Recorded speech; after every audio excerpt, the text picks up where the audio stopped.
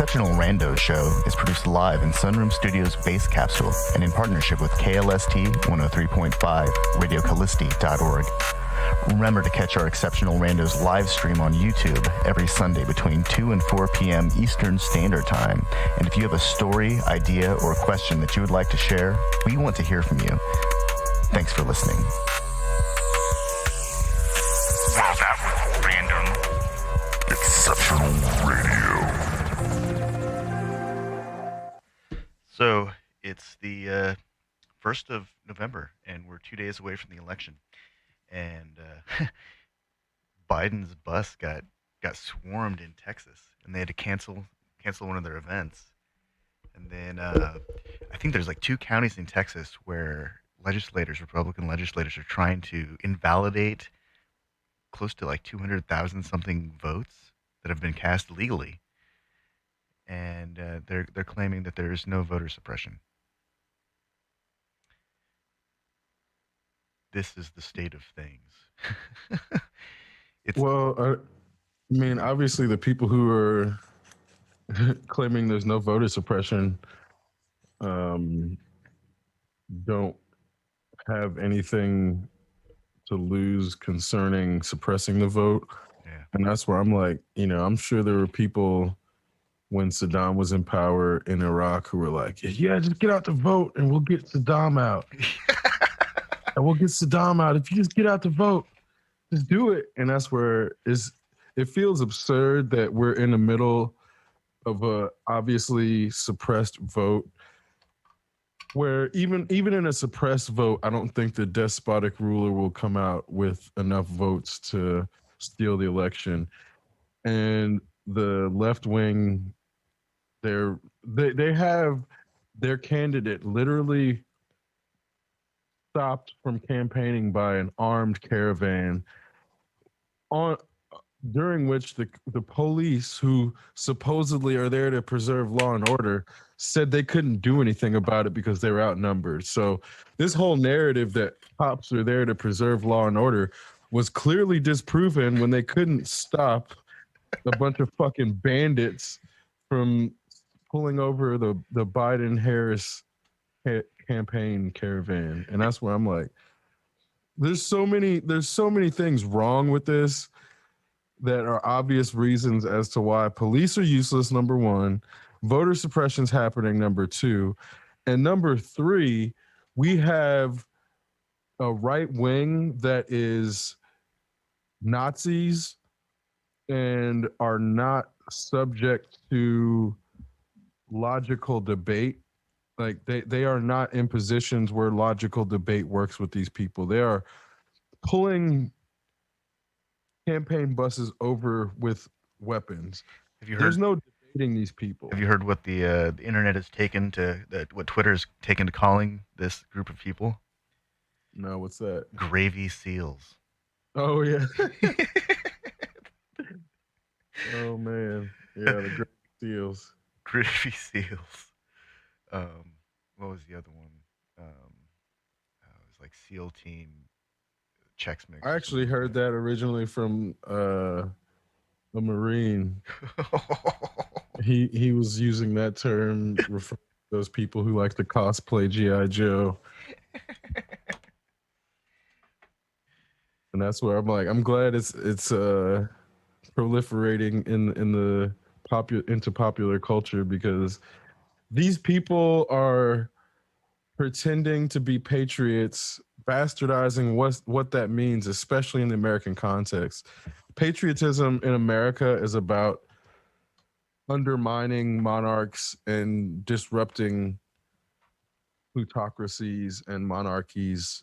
That's what actual American patriotism is supposed to be about.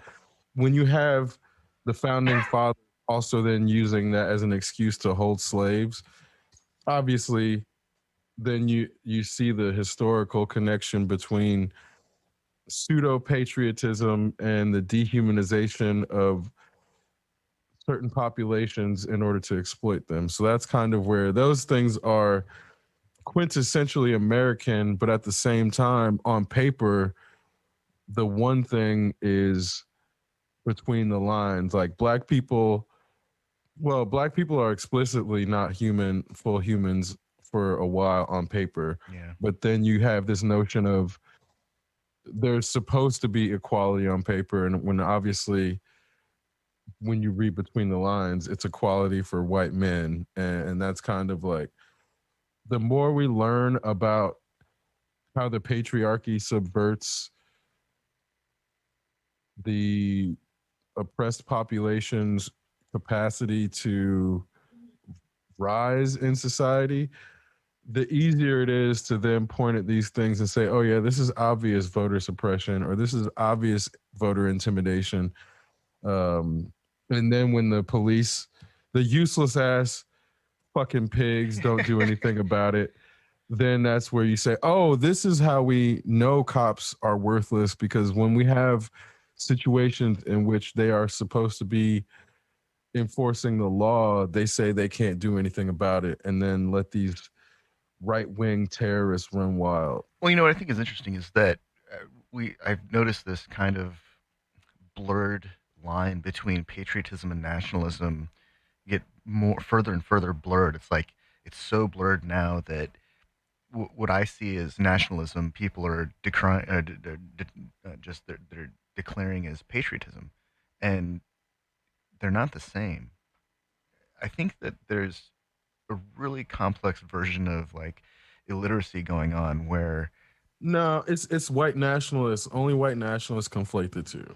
Only white nationalists conflate the well, two that's what I because mean is that there's a group of people out there who it's I don't believe. think they're illiterate though. Like Yeah. it's intentional. Like when Mm, you make it seem like it's because they're illiterate. That's not giving them the responsibility of actively subverting the history and the system. Because this is where you go and look at Birth of a Nation when they were actively using media to stoke flames of racial tension and say, oh, black men are sexual predators, and having somebody in whiteface portray the black male predator in the early 1900s. And then the president screened this in the White House. This isn't illiteracy. This is double think and active double speak subversion of yeah. the capacity for people to deconstruct white supremacy in the institutions because they layer it in things that are not they just because you don't say the N word in this system means you're not racist, and then it's the people who talk about race that then they call racist, and they actively subvert these terminologies and meanings to then make them meaningless. And that's why it's not illiteracy at all, and that's why it's like, again, if you call it illiteracy, that's like giving them the benefit of the doubt when in fact there is evidence to the contrary to show that they're actively doing this, and it's not an accident. It's Yeah. not an accident. I guess I just think of it as illiteracy because there are definitions that exist, and it's easy for me to see the difference. But I I just in my mind, I guess I just come to the conclusion that they're not comprehending the words. But I mean, I understand what you're saying, though. No, it's very deliberate. yeah, but again, like, do you remember the end of 1984? Yeah. Like, they were actively doing it the whole time. It wasn't an accident. And then when they tried to say, oh, this was for your own benefit, we were doing this to preserve the things that protect you, there's so much double think that has made it impossible for people to then parse what's real, that then they accept that fake reality as having been um, there to protect them. It's like, yeah, no, of course they're going to say that this patriotism is to protect the nation and by proxy all the citizens. And when they say that, they're trying to imply the non-white citizens by not saying white citizens, but what they mean is white citizens by actively conflating American with white. And that's what they do in their literature, that's what they do in their rhetoric, that's what they do in their campaigns and political frameworks. And it's one of these things that the people who, like, there's black people who then get wrapped up in it and don't, they either don't understand the double speak or they don't care because they're trying to be part of the system. Like there are just as many, I mean, not just as many. There are plenty of black males who want to join that system and then will then act like that system is not there to reinforce it. Like the Herschel Walkers, the Little Waynes, the Herman 50, Cain. the Herman Cains, all those people will then stump or double speak and say, "Oh, but look at the statistics.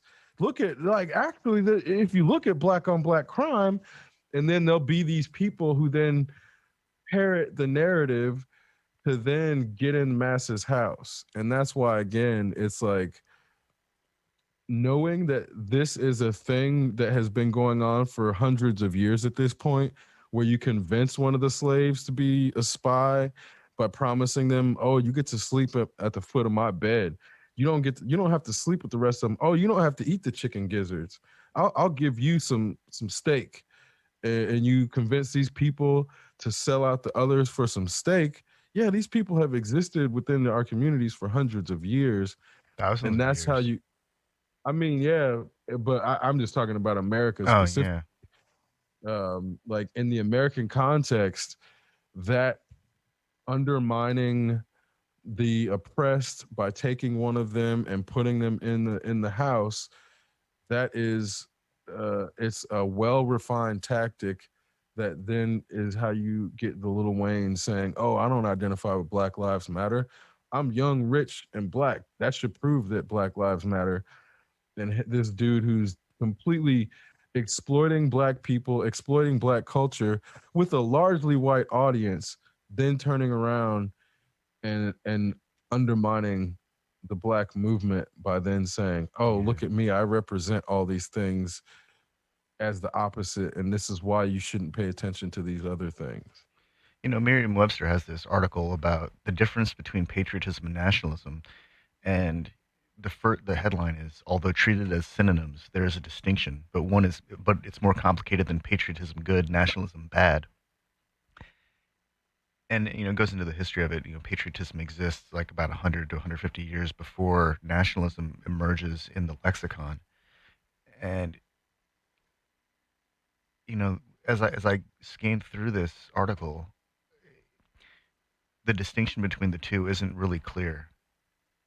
It seems like one is used to describe, they both describe an internal social order, but one of them literally is bad and the other one is good. And even though they say it's more complicated than that, it's really not. It seems like there actually isn't a conversation about it, because it's the same problem as you know 30 years ago going to a relative's house for the family dinner. They say don't talk about religion or politics, and here we are 30 years later, we're unable to talk about religion and politics because we spent 30 years ignoring it. And this is the same problem, I think, or a similar problem. There's a considerable amount of overlap, the love or devotion of one's country and loyalty and devotion to a nation. uh, I feel like those are the same things. I think those are the same. Exalting one's nation above all others, placing primary emphasis on promotion of its culture and interests as opposed to those of other nations and national groups.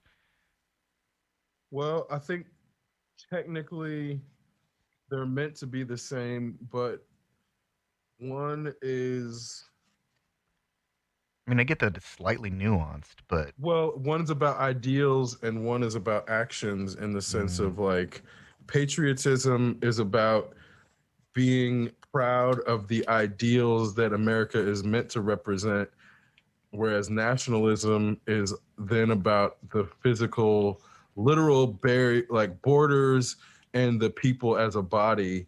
mm, So it's in that distinction. That's why then nationalism becomes about a specific race when it has underlying tones of rhetoric that point to white nationalism. For example, like white nationalism is one of the most well known in the West, but there's like all kinds of, there's Armenian nationalism, Turkish nationalism, fucking Nigerian nationalism. Like Nigerian nationalism is like one of the strongest, in fact, Yeah. or Jamaican nationalism. So it's not that only white nationalists happen, and it's not always about race either. When again, there are, in many ways, nationalism has been planted on the African continent to undermine the nation's capacities to connect, to become a larger cohesive unit. But in the process, it wasn't like tribalism didn't already exist and already have a long pre-European history of having similar problems. It's just a matter of then you add European colonialism on top of tribalism, and you got a whole different monster that Americans aren't even suited to even begin to comprehend. And that's why it's funny when like you present American or African politics to Americans, it's very sketchy in terms of how they can't understand it. Yeah. I yeah. It all just seems so surreal to me that we've gotten to this place where you know the patriot nationalists have, well, the self-described patriots who are nationalists are, they're blocking the highway when they said they would just drive right through people blocking the highway. I'm pretty sure that when a candidate is wait, how does it work? When somebody gets the nomination and they're the official candidate of the party, I'm pretty sure the Secret Service protect them. I wonder They're what supposed to. they're supposed to. So I wonder what kind of repercussions, because they have to have been able to track the people involved in this, and because I know that at least one truck, one of the what do they call it, the Well, blockade caravan, I know one of them were or involved in a car accident where they hit another car. the outfits are significantly smaller for the candidates. It's not the same. They Yeah, don't get equal protection in but the sense Joe like Biden is a vice president. right, and he's always had, but again, it's not the same size outfit. So Yeah, like, when you're a sitting president, they may have 40 agents protecting you at any given time, yeah, protecting entire blocks. They're locking down entire blocks. Whereas when you're out of office or you're running, they're locking down your person and your transport sometimes, like, and then in some cases they may, advance, like, have a escort ahead and behind you. So sure, that's but like, there's got to be some kind of record of the vehicles that were involved in this. I wonder if there's going to be any kind of like prosecution after the fact. no, of course not, because the cops are fucking racist. That's the problem. Is like, again, Yeah, if it were another state, yeah, if it were like New York or California, a place where there's not actual racist cops like that are unfettered, then it would have happened. But we're talking about Texas in yeah, a spot where the cops want them, like the cops' family members were probably alerted to be part of the blockade so they could sit there with their arms crossed and folded and say, oh yeah, we can't do shit because Jim Bob's, and Jim Bob's got all his sons, and they got all their guns. And I mean, I didn't call him. I mean, it wasn't me that called them and warned them. The thing that comes to mind is this great line from the movie Chinatown at the very end of the movie, after the detective Jack Nicholson realizes that he can't do anything about it. His One of his buddies says, Forget it, Jake. It's Chinatown," and it just reminds me of that in the sense that there's not, like you've just illustrated, there's not much that can really be done about it because local law enforcement is obviously in on it, and Phoebe has way too much to do as it stands.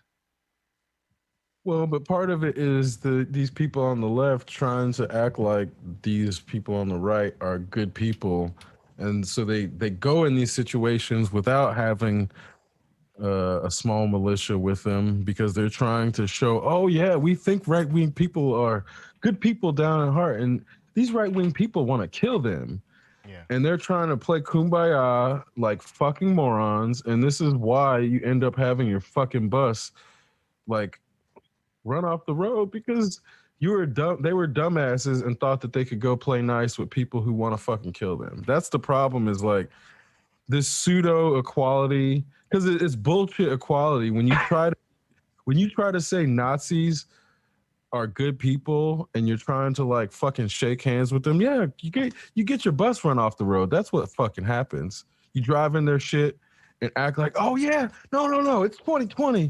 They're gonna treat me nice. I'm acting like they're civilized. No, I'm gonna give them the benefit of the doubt. These looters, though, these looters. What's wrong with these looters?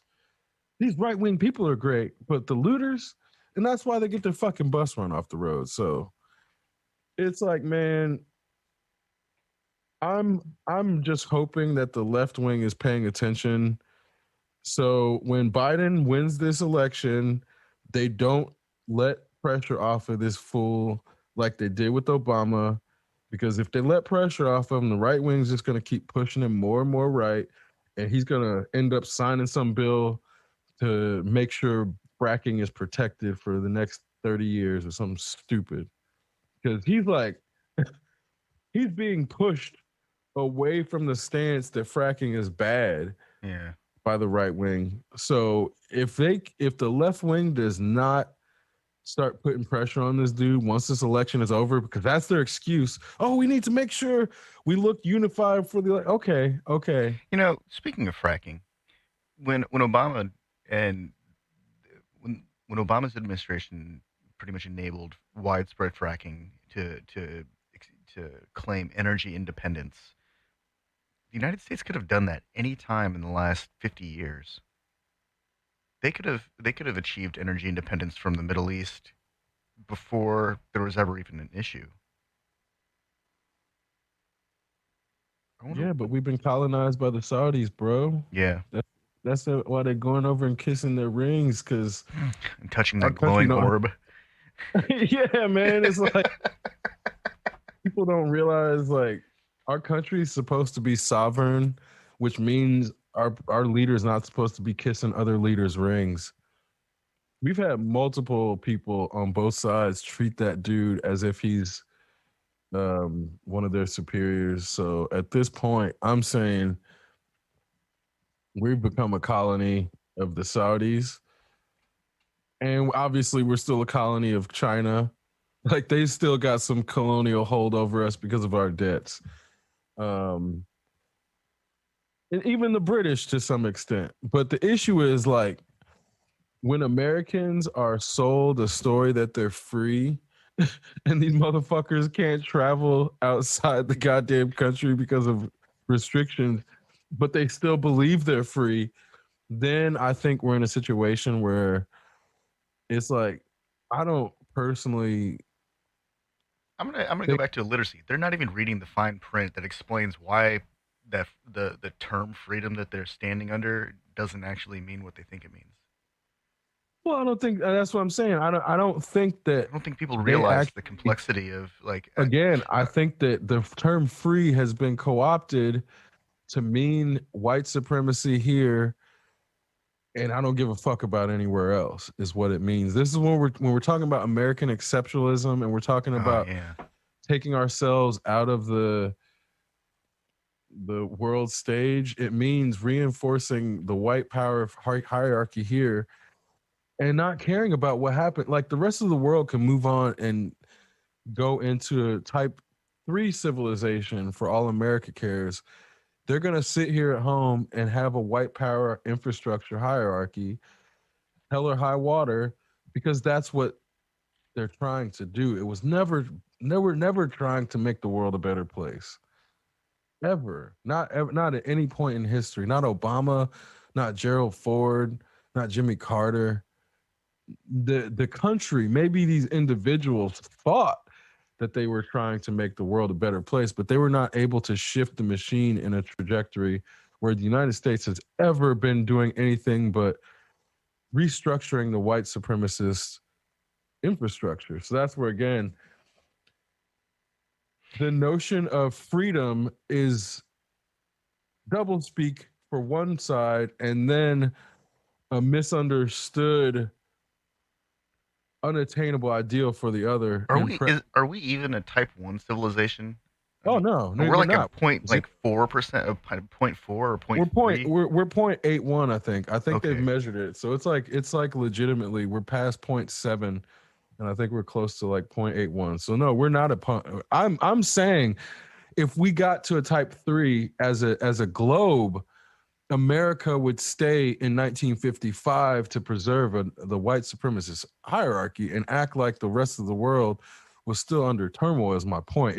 I'm Oh yeah. skipping past type 1 and 2 Yeah, you're and going going straight straight to to like 3 Cardassia to Prime. make a point. Yeah, to say if the rest of the world got that far, as long as we have borders here, which is this is why the nationalism is bad, is the notion of those borders separating us then ideologically from the rest of the world. For the fact that our borders separate us, allow us to be ideologically separated as if we're not somehow just humans. We're Americans above humans because our borders have such draconian rules once you cross them for non-white males.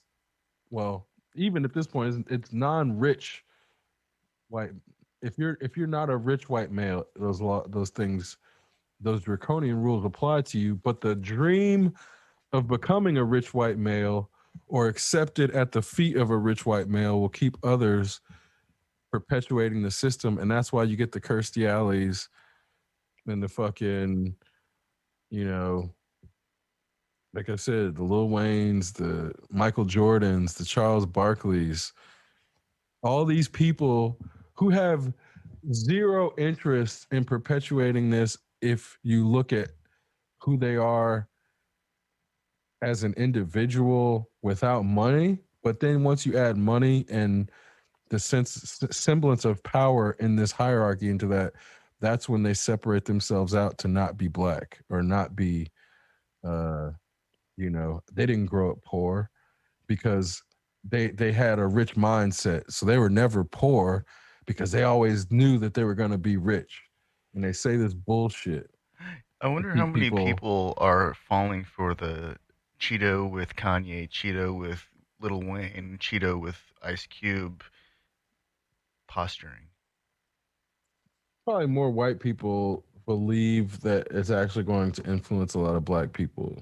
Like, I think that's what it is those. I feel like those things are being done for the white audience to then lie to them to say, oh yeah, we're gonna get a bunch of black people on our side this time because they know they're gonna lose.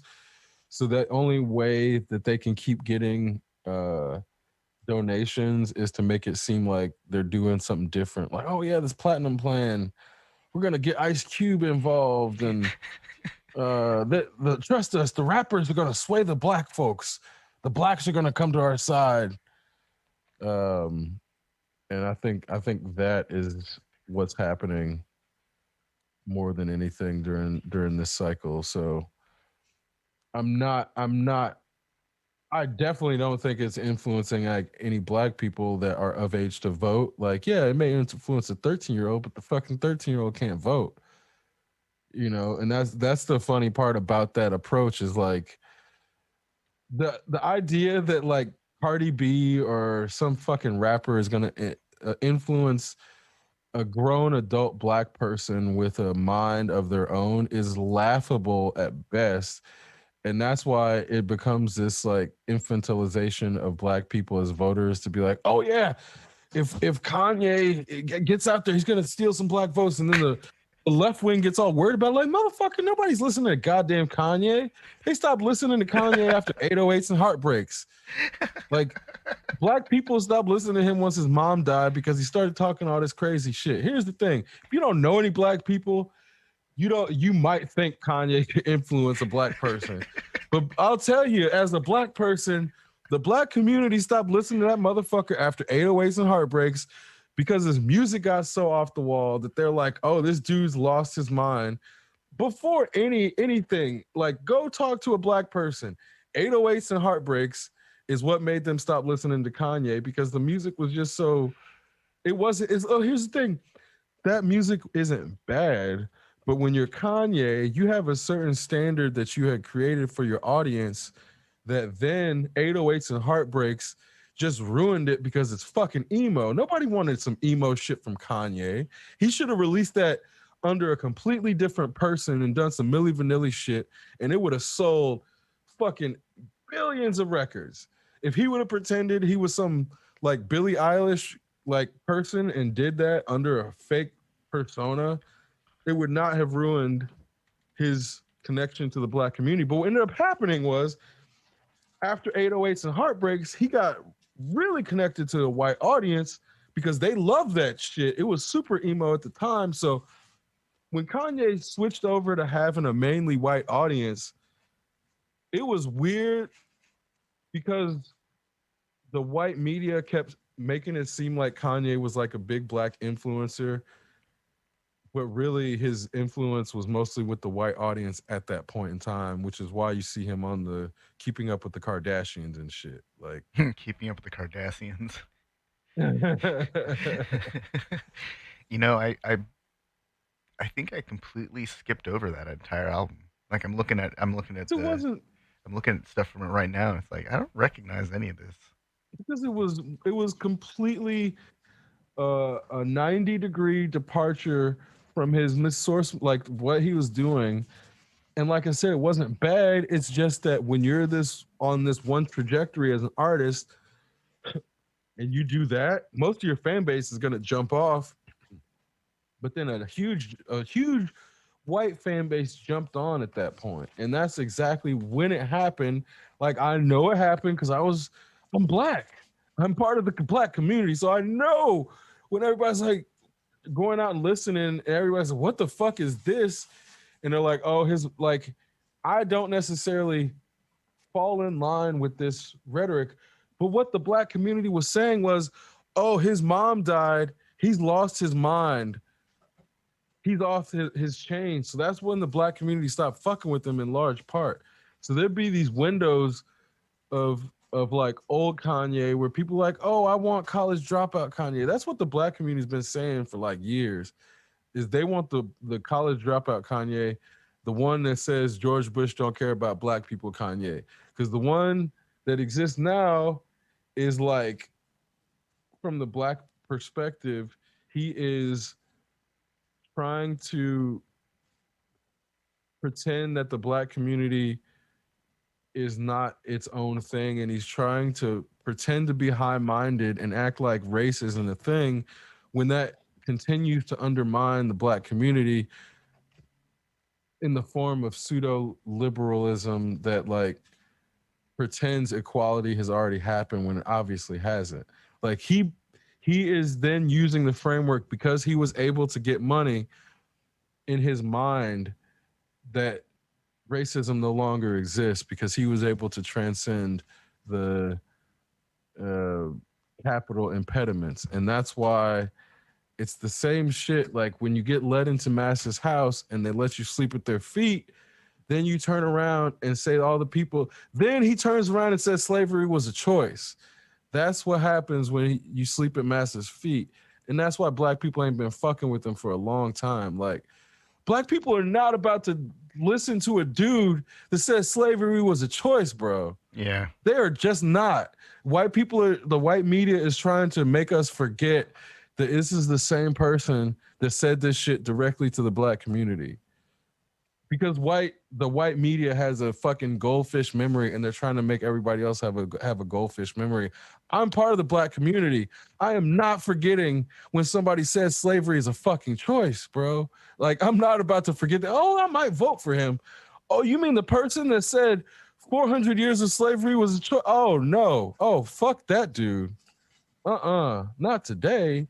But this is where, again, the people who then trying to say, oh, he's going to steal black votes, don't know any black people.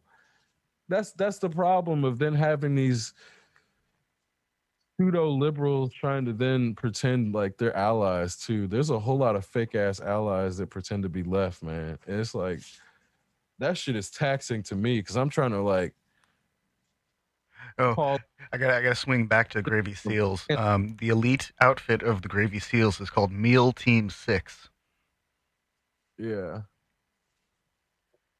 yeah, man. No, no, you kind of covered everything about Kanye that I think exists, and a lot of I think we're kind of at a point where you know celebrity status itself is this really complex double-edged sword, and that's how we see. There was a whole lot of backlash against Hollywood for attempting to be engaged in environmental concerns, and Hmm. so I think we're seeing a second, a variation of that, where they step outside of their wheelhouse, and next thing you know, people who are known for making good music or creating, being artists, or insert some kind of something inventor. They start talking about things that they have no real business talking about. And I don't mean like Kevin Costner, who developed a system to remove oil from ocean waters that actually worked and then got kind of sidelined because there was no way to make money off of it. That's actually kind of cool. But when, sorry, Bruce is chirping in the background. But I think when we, wow, he's really chirping in the background. I think that's like, it's just, it's that thin ice eggshell moment where we realize, holy crap, why are we even listening to this? Why is this person's voice somehow like carrying any weight with this thing that they don't have anything to do with? It's very it's very concerning to me that we can our media gets so distracted so easily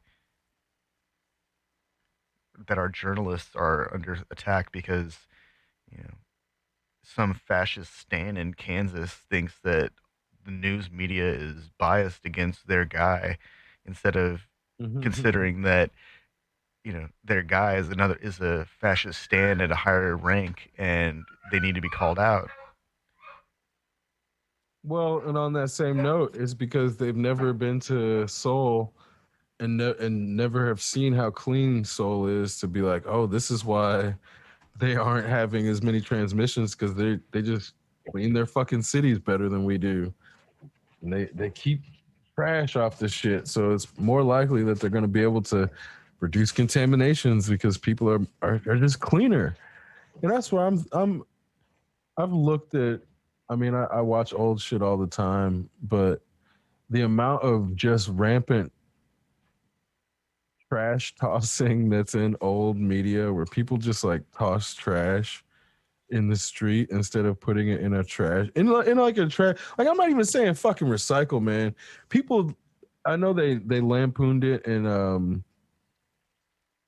fucking Anchorman, but that shit is so prevalent in media where it's like, holy shit, people just used to. I mean, they kind of still do because I'll see McDonald's wrappers and fucking smash cups in the street where I'm like, man, you couldn't take this to a fucking trash can. Well, of course you can't wear a mask and not spread COVID because you're a lazy trash person. Man, Like I these find I find fast people food cups at the end of my driveway all the time. I'm like, people toss them out the window like trash people. yeah, like 2.5 miles away from the closest fast food place. It's a Wendy's, and these aren't Wendy's cups. These are like McDonald's cups and Burger King cups, which are like 3 or 4 miles away from my house. And I don't live in town, so so these are clearly people who are on their way out, toss their shit in my driveway. What's even better though is when I find some beer can and it's like, well, shit, explains everything. Yeah, fucking people drinking and driving, man. It's like, yeah, this is the population we're dealing with. A population that had to have a law created to stop them from drinking and driving that they still don't pay attention to, because yeah, and you know, there's so much rampant abuse of women in old media. It's like I'm I'm just wondering at what point do we get to say that people used to be shitty human beings and then culturally say, yeah, we get to judge them.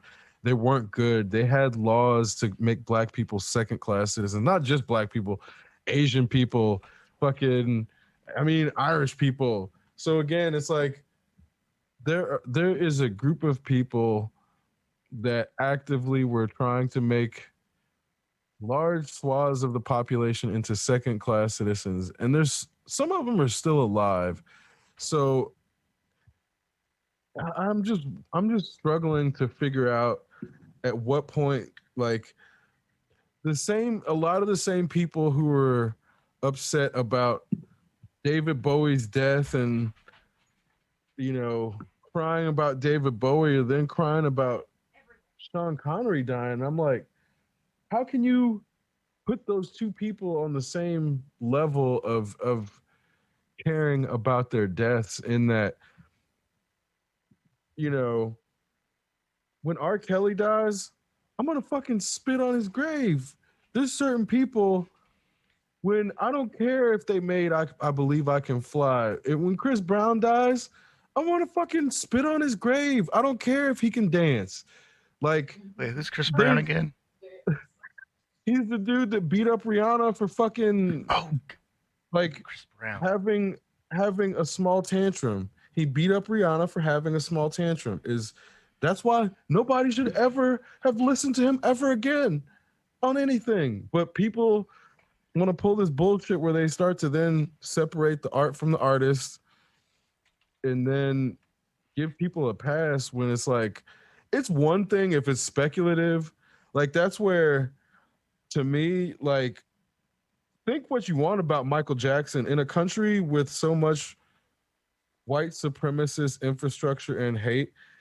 If they couldn't put this dude in jail, I gotta believe there's like no fucking evidence that Michael Jackson did anything actually wrong towards a child. Yeah, If there especially when was they've put so many black people in prisons for. for taxes, bro, Yeah.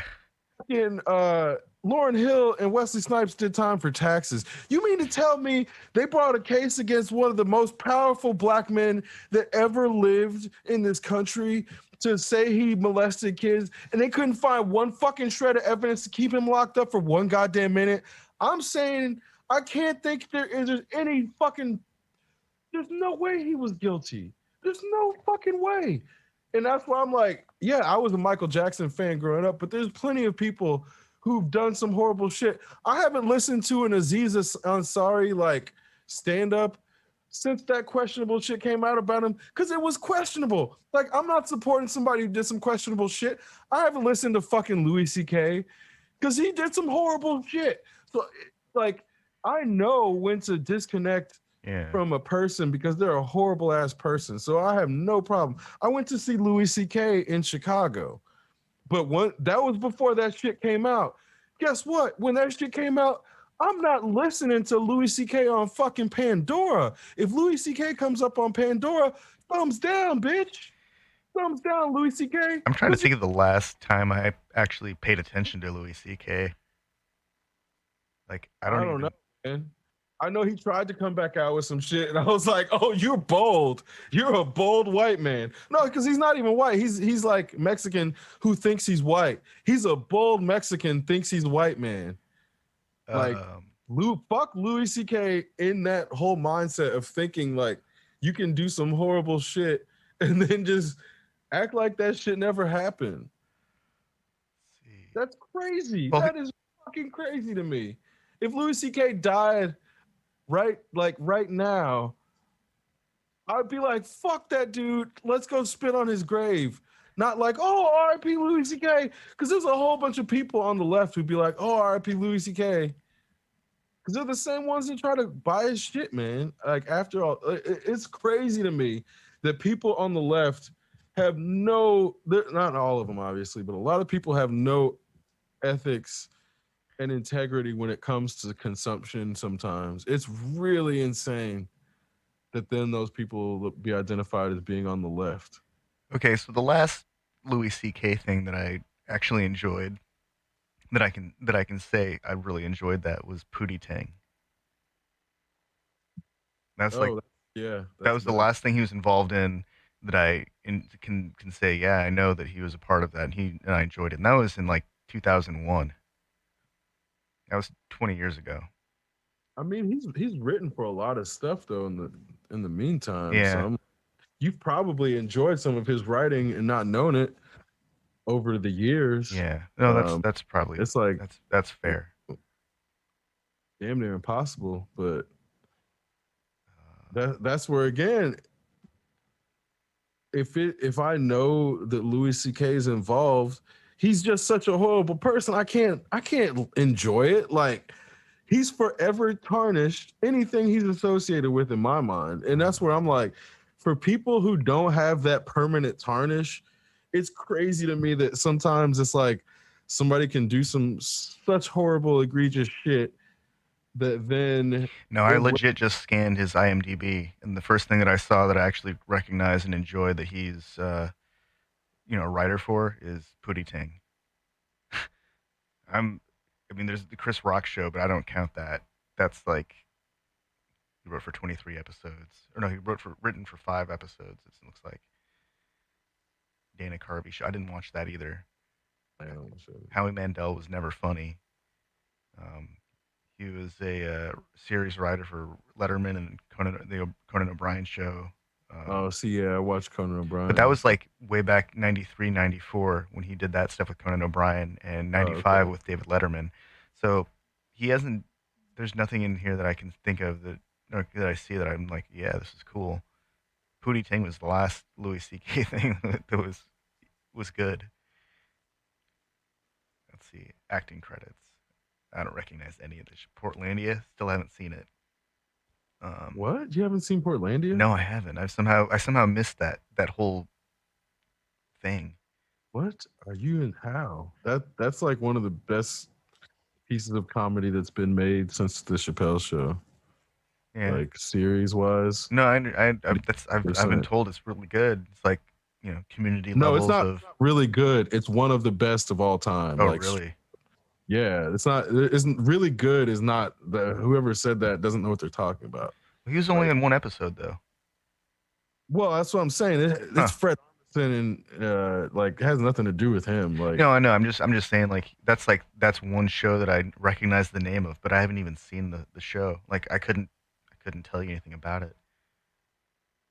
Although there's a lot of TV that I've missed out on.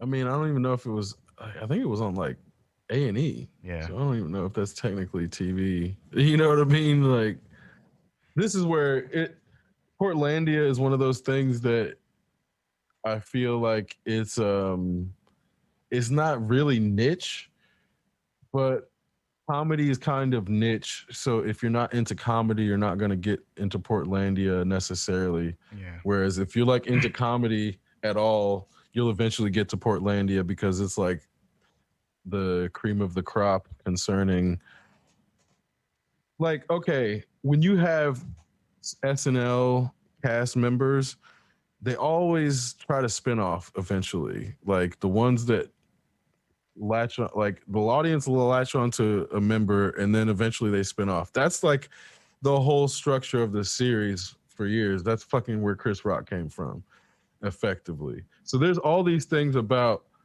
the way SNL is set up to create the capacity for comedians who are not mainstream or people who are comedic actors who are not yet mainstream to then come in and be part of a bigger cast to then build themselves over time to also add to the institution. There is a synergy for sure that happens between SNL and stars. Like Eddie Murphy would have never been Eddie Murphy in the same way we know him without SNL because he would have been a good comedian, but SNL gave us the chance to see him in acting roles. That's why he became one of the biggest, well-paid, most well-paid actors of all time. That should never would have happened without SNL. Yet I digress. The issue is there's periods where SNL's writing is it's always political. SNL is anybody who doesn't know that is not an SNL fan and doesn't understand. Like Yeah. SNL has been political since the first season. The issue is the writing sometimes like they change their target audiences. Sometimes they go after young people, sometimes they go after old people. So if you're not willing to let them change their target demographic, then you're not going to understand what's happening. So that's when like they for a while they like flooded their shit with like young focused actors and writing, and then now it's like they've sort of aged their audience target with the cast, but they've brought on more people to then like bringing in Jim Carrey to play Biden. Well, they could have brought in fucking Harry Styles, who somebody because Jim Carrey's Canadian. That's even better. That's what I'm saying. They like that's what's so funny about what like so again, there's all these things that they're doing. They know what they're doing. But when it comes to comedy, the whole reason they still exist is because they've allowed themselves to change with the audience over time. Whereas, like, you go and look at late 90s, like Carrot Top had a movie at one point, and it was fucking garbage. But some studio asshole in the 90s was so high on coke that he thought it was a good idea to give Carrot Top a movie because that's where comedy was in the 90s. Like we're at such a different place now where shit like Portlandia holds up over all of it. And this is where some shit doesn't hold up. Shit like Portlandia, like there's not a whole lot of, I mean, there's only one Portlandia is what I'm getting at. Yeah. Like there's only one in Living Color. Because even a lot of In Living Color doesn't hold up. Then you look at it like, ooh, this is kind of, I don't know if this is okay to laugh at right now. And you just don't get that on Portlandia. There's cringe comedy now. Like cringe is the thing where it's meant to make you ask yourself whether you should be laughing at it, and then they make you cringe so much that eventually you laugh at what they're doing. That's a whole comedy thing. I don't think that shit's gonna last well over time, personally. Maybe Yeah. I'm I'm wrong. I'm not into that. I'm just not. There's a realm where the comedy just it, I know they're laughing. I know that somebody out there is laughing, but I think it's like some kind of it's like a variation of Tourette's. They're not in control of the laughter. They're the person laughing is has succumbed to some really complex like psychological engineering. Um, like a lot of cringe comedy just turns me off, and I just turn it off and find something else to watch. Um, there have only been a few shows where I've had to turn it off though. Like I'm usually pretty reserved about it. Although I watch a lot of science fiction, and a lot of science fiction is crap, so maybe I'm the wrong audience. So, have you heard of Los Spookies? No. So I figured you had. This is a good time. So this is where that discussion really makes its point. In that Los Spookies is really super niche comedy. In that it's Fred Armisen is one of the people who I think got it Oh, this is on HBO. No, I commissioned. definitely Yeah, wouldn't it's have on seen it. HBO, but it's still like very niche comedy in that it's in Spanish, but they do English subtitles. So like almost the entire show is in Spanish, and sometimes they'll flip over into English, like speaking, but it's all Spanish speaking with English subtitles. Oh yeah, because then some American characters will then be English completely. So it's like the way they wrote it. It's meant to play into the telenovela style, but if you've never seen a telenovela, it's still funny, but it's not quite as funny. So that's why it's still sort of niche comedy in that the things that they're doing are playing on multiple tropes. Or they don't even have to be telenovela, any sort of like non-American produced television, like a Brazilian show or a fucking Turkish show. It all kind of their production all kind of follows the same style, but then they did it better quality. So is mimicking it, improving the um filters and the lighting and shit. So then it's not actually that quality. But again, this is where it's not for everybody, but it's still funny. There's gonna even if you've never seen a telenovela, if you let yourself watch a whole episode, you're gonna it's gonna make you laugh eventually.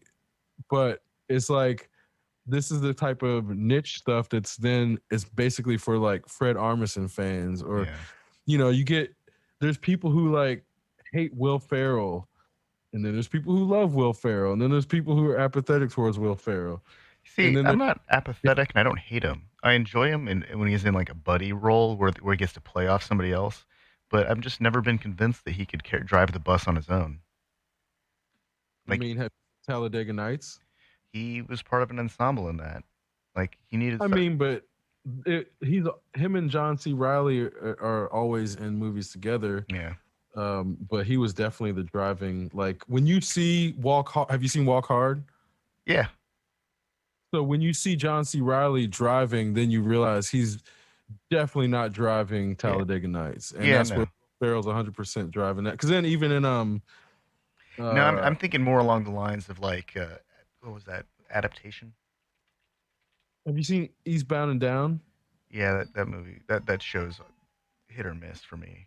Well, but then this is where again it's like if you don't like this is it's like a Danny McBride fan show. It's not just comedy, and this is where to me, you have to be a fan of certain people to then see certain comedies. Like, have you seen Foot Fist Way? I think it's called. Yeah, that was terrible. Well, it's like it's okay. It's really bad. But if you are a Danny McBride fan, there's points in that shit where you're gonna fucking crack up. Like I couldn't finish the film because it's that bad. But as a Danny McBride fan, like when he's like beating up a little kid as a disgruntled martial arts instructor who's just looking to take out his anger on anybody and then just does it on his students. That scene is fucking hilarious. Like I don't care who you are, if you like watch it to that point and then like obviously he's not beating up kids in real life. Like that scene though, the idea of a fucking martial arts instructor just losing his shit and beating this shit out of his students is fucking hilarious. Like that's why it's a comedy, but it's a dark comedy because you can't do that shit in like a mainstream Yeah. movie and not have protests. Because you can't just go around beating up kids like but Stranger that's Than why. Fiction. Maybe that's what it was. Oh, that's not a comedy though, right? They marketed that as a comedy, but it wasn't a Yeah, no, comedy. that movie wasn't funny at all. That It, was it like terrible. but that's where a lot of like as a Will Ferrell fan, I was I mark enjoyed him in Blades of Glory, and yeah. I actually really like Talladega Nights, and I think that the Anchorman movies are really fun too, but those are all him with somebody else. Like Dude, Stranger Than Fiction is not a comedy, and that's what the whole problem was. They marketed it as a comedy to try to sell it to Will Ferrell fans, and then it wasn't a comedy. Is the point? yeah, Like it was never meant to be. Like it was never meant to be funny. It was always meant to be him in a serious role, in the same way they did with Cable Guy. Do you remember? Did you ever see Cable Guy? Cable Guy was brilliant. It was a dark comedy, but they marketed it as a regular comedy. So when it was a dark comedy, people were like, what the fuck is going on? So that's like, dude, people walked out of Cable Guy. Cable Guy was incredible because we got to see Jim Carrey like show a very serious side. Like I feel like that was actually some of his most challenging acting. And I'm also thinking that what was that numbers movie 23? Did you see Truman Show?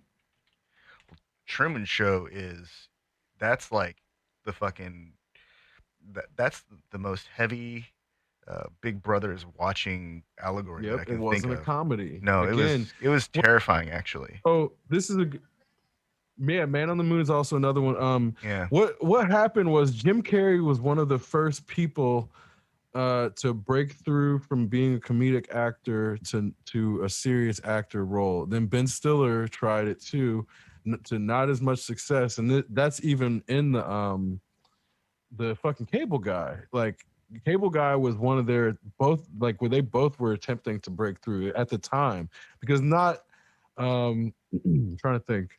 He was not the only one. He was one of the first though. So that's where to break through from comedic acting to serious acting was just not something that happened typically. So that's where when Will Ferrell attempted to do it, the studio set him up for failure because it was never presented to the audience as being his transition into serious acting. So he never made it into serious acting because of that huge failure. Whereas Jim Carrey just kept pushing through. He had made enough money at that point from The Mask where he didn't give a fuck. So Jim Carrey was gonna do what he wanted to, whereas Will Ferrell did not have that yeah. safety net Well, Jim Carrey of did that movie, The Number 23, which is like a serious thriller, like a really oh that, that was like what's the completely name? Robin Williams too. yeah. Um, He was he that 24 the hours or the 4 Hour Photo. yeah that those I mean those are the kind of movies I feel like those could be like career enders for the wrong people. But And often were for some yeah, people. but I feel like the number 23. It it's tough because I always think of Jim Carrey as this guy that can make me laugh doing practically anything, but he's so talented. He's like so creative. So is Robin Williams. Like he could be in any movie, and he. I think the problem is that we're so used to seeing these people make us laugh that when they terrify us, it's like even more bone chilling because here's somebody that knows how to like reach into our souls and make us smile and happy, and then it's revealed they have this like ability to draw from the darkness that is just unexpected, and I think that's one of those things like I don't I don't think I've seen anything where Will Ferrell makes me feel like that. Like he's funny. He's definitely a funny guy. Um, but you know, to me, he's best in when he's part of a ensemble or a buddy. Like that movie he made, those movies he's made with Mark Wahlberg. Those are really fun. The what stepdad or Oh, did you see the other guys? other guys. Well, Yes, because I've seen that. That one was you hilarious. know, it's funny how yeah, when he can play off of somebody who then plays serious, it definitely Mark Wahlberg's not a comedic actor, but alongside Will Ferrell, he can be. Yeah. So Well, that's somebody's got Mark, to be deadpan. Some. but it doesn't always work because they Yeah. tried deadpan comedy in the Transformer stuff, but it like doesn't work for Wahlberg. It works for Sheila Both, Yeah. doesn't work for Wahlberg. So that's where again I'm like, I definitely know Will Ferrell plays better off of other people, but in comedic acting, like oh, have you seen Land of the Lost? That's another one. Wait, that's like an Uh, old TV show, isn't it? no, but they did a remake. Oh, I So holy crap! He did Land of the yeah, Lost. yeah, it's really good for You know, again. It's like for you a know, Will I Ferrell I movie. loved that TV show. It's a great movie. That's what I'm saying, man. If you haven't seen it, you'll have fun watching it. Um, I really enjoyed that TV it's show. I would really like I would watch that it was on dude, like that, dude. Especially now that Matt Lauer has been outed as a creep, it's even better. We need to go back and rewatch that. Now that Lauer's been outed as a creep, that movie is gonna be even better.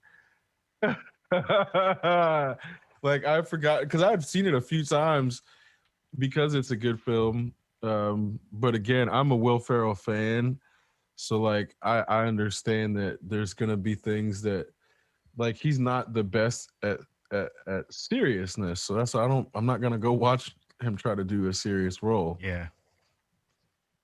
But in this, he carries the film really well. Everybody like Danny McBride makes a couple appearances. And then I forget who's the love interest or whatever, Anna but Friel never heard as of her. Holly Cantrell. It's funny you just mentioned Matt Lauer. I had to look up who it was because I forgot who he was. He was on like one of those morning TV Hmm. news programs, right? Yeah, it was like, yeah, I don't know, but he's a creeper. He's the one that had the lock on his under his desk that would fucking lock the door. See, this is the type of shit I don't forget, man. It's like I don't forget creepers, man. Like you to do some shit like that where you fucking have a trigger lock on your door, and fucking molesting your employees. You're forever scarlet lettered in my book. Fucking God. with a C for creeper. He was co-host of NBC's Today Show from '97 to 2017 and a contributor for Dateline. Yeah, creeper, creeper, just creeper. Man, you know, I I wonder, if people can rise to this level, if these creepers, these sociopaths can rise to this level in media, they have to. There has to be some kind of distribution across all industries. I'm sure that some are more concentrated than others, but I feel Mhm. like I think that the television and film industries would be more attractive because that's where good-looking people want to go. At the same time, it's like a weird space because I'm like, on the one hand, it's like obviously gross. There's no question about it. On the other hand, there's only like if people weren't willing to fucking like whore themselves or like Raw dog strangers in somebody bathrooms at bars. right art or some shit, then it wouldn't happen in the first place. So there is some like there's coercion and there's some willingness. Well, there's an There's environment that the fosters that behavior. right, exactly. There's a line that gets blurred because that shit happens in some cases not coerced in a way that is like um portrayed like the idea that people should not be able to trade those types of things in like why would I stop two adults from voluntarily trading those two things? Like that's not my place. But the issue becomes when somebody is put in a position where they don't have a choice and no alternative, and it's also not even remotely something they're interested in, as them being their only pathway into something. Obviously, that's not that shouldn't be legal. It shouldn't be allowed. But that's not That's like always that's the like case. Roger And that's Ailes. where right, yeah, exactly. And that's kind of where again like because a bunch of dudes exploit some shit and do dudes like exploitative dude stuff does not mean every situation is that. And it's like that's also why you can't immediately jump to conclusions when some shit comes out. You have to listen to everything and listen to the details. And like if somebody's being accused of some shit, it's like you have to actually then say, are they guilty? Because then it's like with the Weinstein shit, it was like so obvious that when you listen to what he said, it corroborated a lot of the accusations. He was just trying to say, well, I thought it was consensual. And it was like this shit where you're like, well, he's not even denying it. So it's clear that this dude did some fucked up shit. And it's the same with like Bill Cosby, where you're like, he's not denying half of this. So half of this definitely happened. Yeah. Um, and that's where again, when you have those situations where the people who are being accused acknowledge half of the accusation, then half of it's not even in question. So then there's this point of being like, those cases cannot be made the same as, um, like for example, Aziz's case. He's not the worst person in the world, but the way the shit unfolded in his story, like as described by both parties, it's like, I just haven't like he's forever tarnished his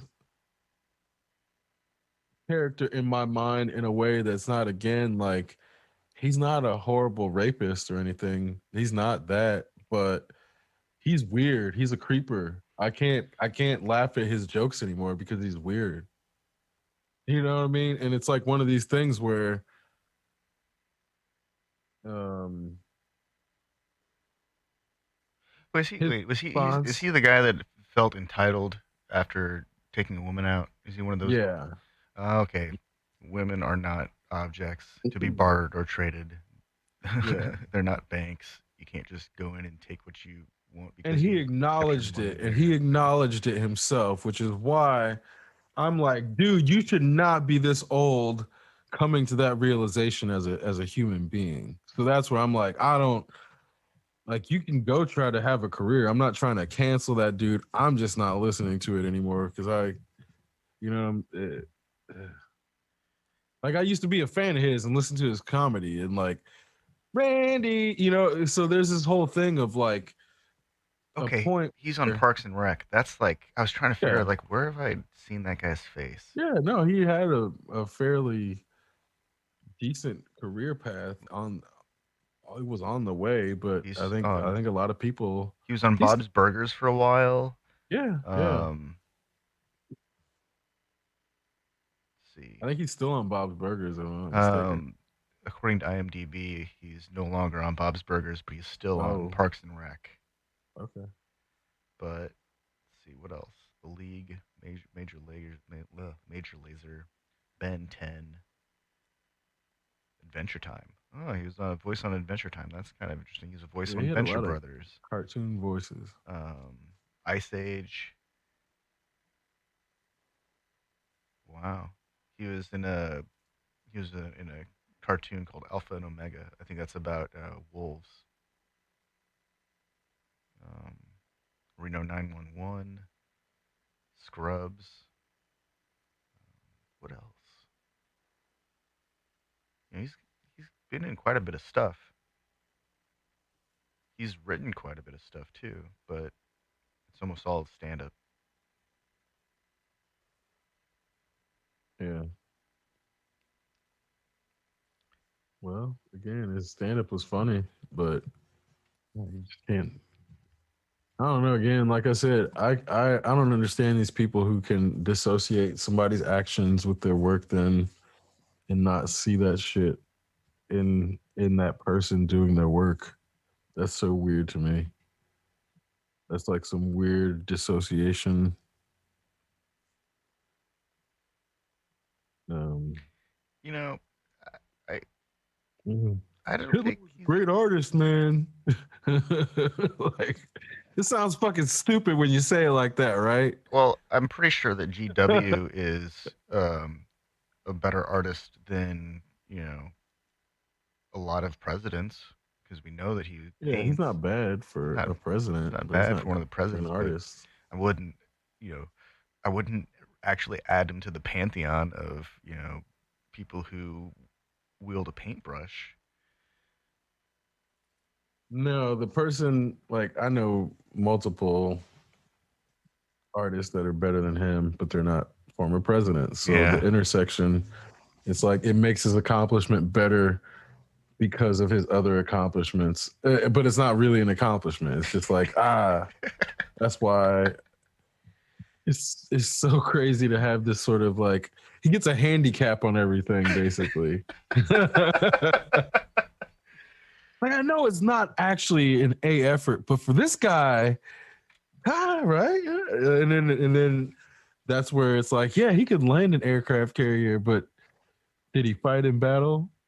but it's him, so we got to give him a handicap. Like so. I don't know, man. Yeah, when you have somebody, Apparently, he's the sixth best presidential golfer. Barack Obama is number five. Bill Clinton is number four. JFK was number three. Dwight Eisenhower is number two. And George H.W. Bush is the best presidential golfer. hmm. Um, I started with GW, but number seven on that list is Gerald Ford. And that's the list of most accomplished golfers among U.S. presidents. Hmm. I think that's going to change here at the end of Cheeto's term or his administration. Once they finally tabulate the amount of golf he played, they're going to have to add him to this list just as having played the most rounds of golf. I feel like he takes lots of mulligans though. I doubt he actually completes any hole with the original ball. Right. I'm sure he just drops the ball regularly, Yeah. or he'll send someone to. Oh, I found it. It's right here. It's in the middle of the fairway.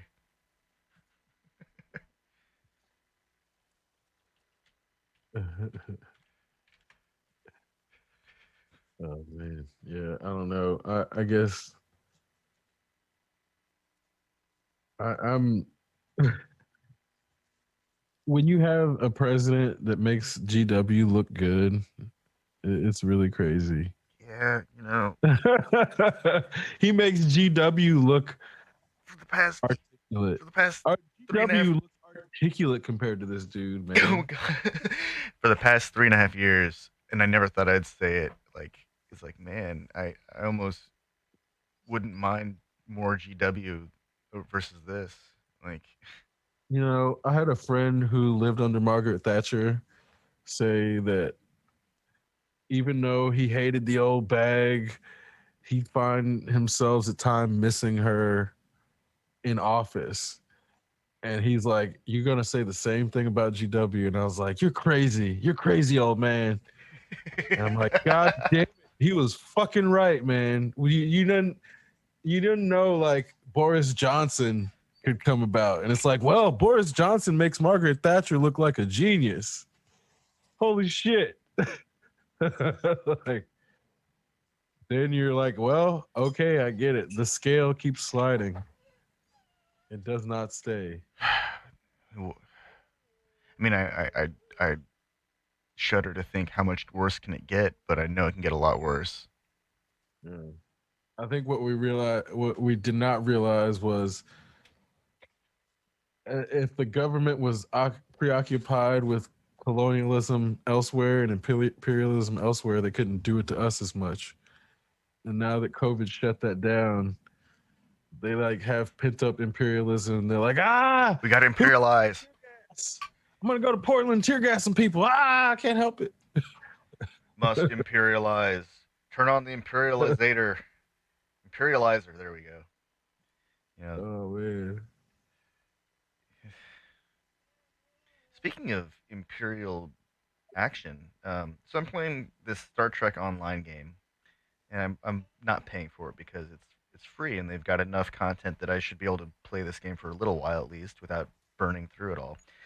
And several of the playable factions are, the former Romulan Empire, the Klingon Empire. There are Cardassians. There are people from the Delta Quadrant. There are imperialists from the Delta Quadrant and Gamma Quadrant, and it's actually kind of crazy. We want to think of like the Federation as this all encompassing um, egalitarian institution, socialist institution that wants to spread all this good in the Milky Way. But it's easy to forget that that story is all cautionary tales about imperialism because so much of it is focused on accomplishment and granted those accomplishments are about undermining imperialism or colonialism, but a significant portion of those stories are driven by imperialist acts and colonialism. like significant story arcs are all about colonizers taking Oh, advantage of people. dude. And one of the things that I've noticed that they do a lot is use other sexual oriented or other gendered entities as the villain frequently, where I'm like, this feels like some weird Protestant. There's a lot of xenophobic bullshit going on in the Yeah. Star Trek universe that I never really saw until I started playing this game, and having to like, actively think about like, what am I actually doing? I'm participating in this fantasy universe now. I'm not just watching it passively and enjoying a fun story. And I'm not saying that I don't like Star Trek. I love Star Trek. I love that universe. It's fantastic. But there's this whole side to it that I never fully acknowledged or noticed. I just didn't notice it, and it seems like anytime they need to create some kind of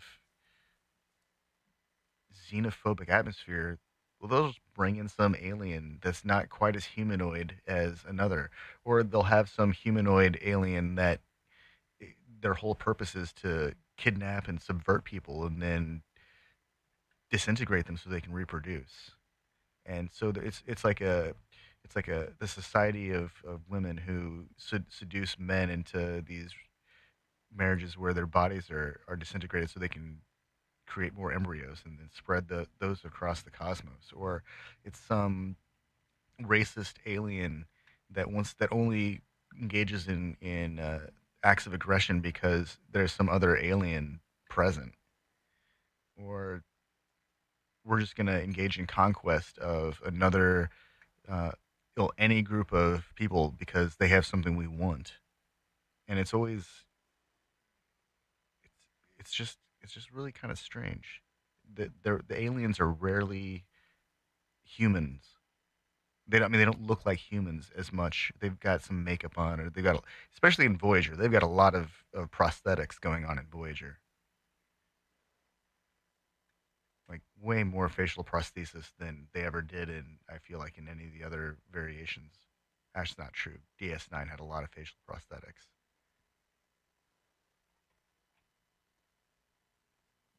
Yeah, Voyager has a ton of bad wigs, um, especially Kess's. That whole period, the whole season where she's got like weird, long, flowy, kind of wavy hair, but then it's changes every episode because they can't get it on her head the same way every time, or her bowl cut that's always shifting one side or the other because they can't figure out what side it's Oh actually yeah, supposed to sit on. yeah. Or when they put that wig on Robert Picardo's head to try and make it look like he's got a full head of hair when during that time skipping episode where they call him Van Gogh, and you can see the line where the the latex doesn't get put on evenly, so he's got a weird, extra weird cranial ridge. Yeah. Feel like Robert Picardo never got his due. I think he got his Um, due in Stargate. oh, I mean, in the Star Trek universe. Oh Oh yeah, yeah, he did in Stargate for sure. That's where I originally saw him, which was where like I didn't do Voyager until years like after it had come out. yeah. For whatever reason, I think it was DS9 as a kid. It made me stop watching the Star Trek stuff. So whenever Voyager came out, um, DS9 was huge story arcs. It kind of deviated uh, from the whole episodic Star Trek uh, universe. Oh, yeah. So as a kid, I was not really speaking into it. of episodic, Lower Decks. I'm really enjoying Lower Decks. Like, really, I've actually watched through it all. There's only what, like 10 episodes. I've watched it maybe 3 times now, and it's really good. They do a really good job of making a really funny version of Star Trek. Like like there's one character whose whole goal in life is to ascend. He's the ascension guy, and then he gets mad at one of the characters because she interrupts his ascension ceremony. But it's all just a ruse. And then finally he does ascend, and the whole process they make fun of this notion of becoming a being of pure energy and existing in all time and having sight beyond sight. Like, in a lot of movies or stories, it's like, you know no pain, everything, all this good stuff. But he's like, it's why am I burning? It's hot. Oh, I'm in serious pain. I can see everything. And then he vanishes. I think they actually got that right. Yeah, I mean, well, uh, uh, uh, like in the sense of like it, it would make sense if you had a corporeal body that it would hurt, but you're transcending a corporeal body. So like maybe for a second, Yeah. but it doesn't make sense for somebody who's transcended corporeal essence to feel pain. It just doesn't. Like Yeah, I know, but hadn't what I like like though is that he gets to feel the pain as he leaves his body. Whereas right. Yeah.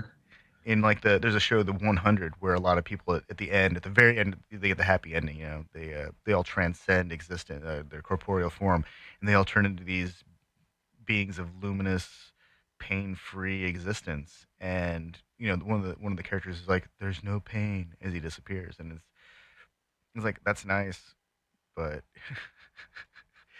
it's convenient. I mean, what a plot device. Well, and part of it though is then like if there's no pain, then there'd be no care that there's no pain. So that whole notion is like meant to call back to this existence in which we are currently living to appease that notion. Whereas if they were truly ascended, they wouldn't care. It'd be like, oh, this lower thing doesn't need to be acknowledged or told about it. I don't care about this thing anymore. Yeah. There's a certain level of apathy that comes with transcending humanness that they also can't show, because then that would make the God that they've built up in Christianity like have no reason to actually care about us, which is also part of their narrative and myth. Like, you can't have an all-powerful being that cares about these little stupid fucking things on this flying rock that can't get off their flying rock because they're too stupid. Like, no all-powerful being would actually care about us. Like, they just wouldn't. It's so ridiculous of a notion to think that they would care about us, but Christianity is built on that notion of a all-powerful being really just having nothing else to do but pay attention to us all day. Aren't the angels from the Old Testament like scary as fuck? Like, Yeah, some of them, like before they mated with men, yeah. the daughters of men, rather, they didn't mate with men. They mated with the daughters of men. Well, but they're not all the same either. There's like some that are, Yeah, there are different like levels and yeah, types of that are like eyes with wings. Some that are like multiple heads of lions with wings and a body of like fire and eyes. um a dragon. Yeah, they'd be able, like, it would be like the body of a dragon, but three lions' heads that all breathe fire with the serpent's tail and wing, like six pairs of wings or some shit like that. That's like one type. Or then there's a bunch of eyes with wings on all sides. So there's like the way they describe the cherub and the seraphim, um, or cherubim and seraph. I forget off the top of my head, but there's like different iterations. They're kind of like monsters effectively to us, but this is why the beings that are made of light are then what we all associate as being the main angels, that then like Gabriel can take the form of um an angel as like a man, that then what was it, Jacob wrestled with him to then become Israel. So there's like points where they talk about a being made of light taking the form of a man and shit like that. but these are not all angels or all of the beings that exist in the heavens before men are created are not the same species You effectively. know, that reminds me of First Contact, when the only reason the Vulcans show up is because we demonstrate that we have warp technology, or humans demonstrate they have warp technology, that they're warp capable. And had that not happened, they wouldn't have bothered. And unfortunately, I've watched the Enterprise series, which I still, man, that show's just hard to watch because it's all pro America Star Trek, which doesn't make sense to me. But it's also pre Federation, so it still doesn't make sense to me. That kind of makes sense in in the context of like nationalism still dominating Yeah, how we get to space. yeah, Like and that's accurate. That's also why I have no interest in yeah. it. I mean, I just skipped the because it had a theme song that was all like Ooh, that's terrible. real. That's why I stopped watching it because I couldn't. Like as soon as I heard it, so I'm like, oh, this is This towards that this audience. is Okay, propaganda. This is Star yeah. Trek propaganda. Well, so I mean, I've watched it, but like even in that show, the Vulcans don't trust humans. They don't think that humanity can like actually be responsible, and it's pretty apparent. Like, I mean, the way that they write the characters, like, there's a lot of self interest in pre Federation human space flight, space activity. Like even post warp, pre Federation. Like, there's so much self interest being reflected in that show that I mean I think that they're trying to tell a story where we're, we're supposed to be mad at the Vulcans for not giving us all the technology right away and telling us all these things that we should know, or we're supposed to be mad at Klingons for being pissed off that we do some dumb shit to them. But the reality is that we should be mad at ourselves because the first chance we get to go into space and engage in warp travel, and we do the same dumb shit to other planets that we do to our own, and we treat other civilizations like they exist for us to take stuff from them. Maybe that Yeah, story was actually successful. very it's a very extractive relationship with Starfleet most of the time in that um if you don't have something to give to them, they're like, oh, prime directive, Yeah. sorry, we can't help you. Oh, you're taking something that we want. We're just going to ignore the prime directive. Right, yeah. Like, hey, oh, you have this rock that you can't do anything with, but we can extract something very tiny out of it that we can use. We'll give you replicators, but you have to come to us for the batteries to run them. Yeah, it's tough. Like I've always loved Star Trek, and I've always enjoyed like the conceptually the visualization, the forecast of technology and the ideals that Picard espouses. But all of the stories, once we put humans in space, even in that universe, they just reveal how irresponsible humanity is and how unprepared and just not ready we are for that kind of responsibility. And then when I reflect upon the current state of things, it's like, man, even if we had that technology, we wouldn't be able to use it right. No, nobody would be able to act. It wouldn't be for the benefit of all humanity. No, definitely not. I